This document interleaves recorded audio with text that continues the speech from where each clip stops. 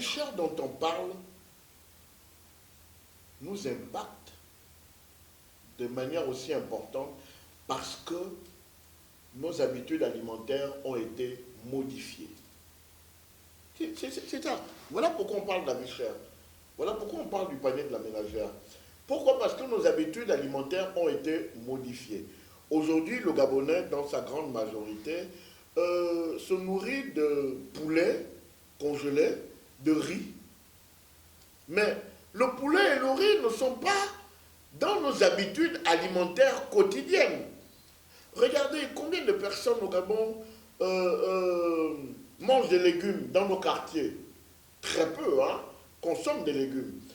Or, moi je voyais, parce que moi j'ai grandi au village, dans mon village Eboro, la grand-mère, quand elle rentre de la plantation vers les 15h30, 16h, la première chose qu'elle prépare, ce sont les feuilles de manioc. Elle prépare vite des feuilles de manioc avec du niemboué, des noix de palme, et on consomme ça en attendant le repas du soir. Il y avait un repas intermédiaire. Mais aujourd'hui, vous allez vous rendre compte que même dans nos villages, nos parents, nos grands-parents, nos mamans, nos pères qui sont au village, se nourrissent de pain, de spaghettis, de riz et de poulet congelé. Donc les habitudes alimentaires ont changé. Or, la méthode qui est utilisée au village Graines de Bolokoboué permet aux apprenants de commencer par produire ce que nous consommons. Nous consommons quoi? Nous consommons les légumes amers, le tchangi, la morelle, ce qu'on appelle communément la morelle. Nous consommons le folon, nous consommons l'épinard, nous consommons l'oseille.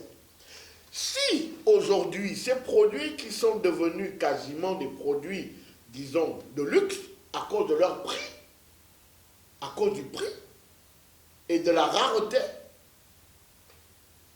si nous nous mettons à les produire en masse, ça va faciliter la consommation.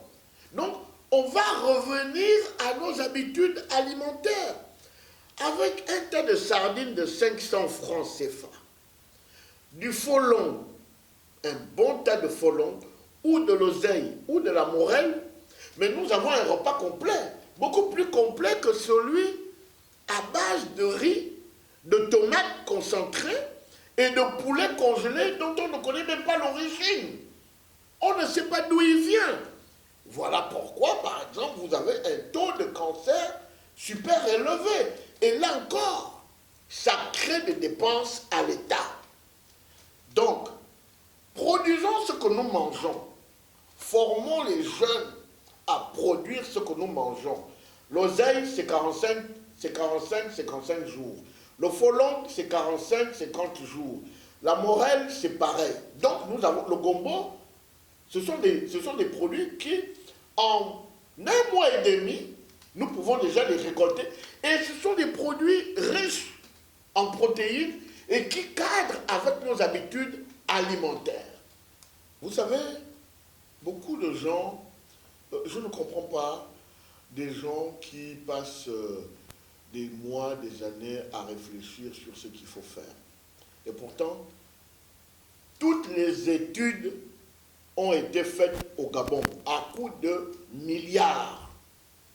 Malgré les études qui ont été faites au Gabon à coût de milliards pour pallier à cette situation, mais il n'y a rien. Il n'y a aucun résultat.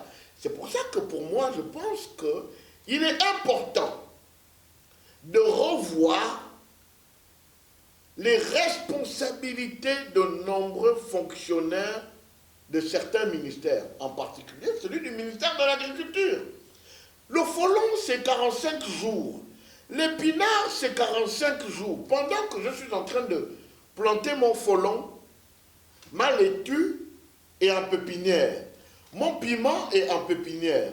Mon aubergine est en pépinière. Quand je récolte mon folon, mon oseille, ma morelle, je fais déjà le repiquage du piment, de l'aubergine et des autres choses, des autres légumes. Et vous avez même des légumes tels que le concombre qui sont en semi-direct, comme le Gombo qui sont en semi-direct. Pourquoi nous pensons que pour impacter positivement sur le panier de la ménagère, revenir à nos habitudes de vie, à nos habitudes alimentaires, nous sommes obligés d'attendre 10, 15, 20 ans. C'est archi faux. C'est archi faux. Un poulet de chair est consommé au bout de 45 jours. Un poulet de chair. Les pondeuses, nous les élevons ici. Les Gabonais maîtrisent le circuit. Tout est maîtrisé. Parce qu'il y a des petits producteurs. Et au-delà de ça, allez voir devant Mbolo. Je ne comprends pas pourquoi, chaque année, les ministères tels que celui du commerce, des PME et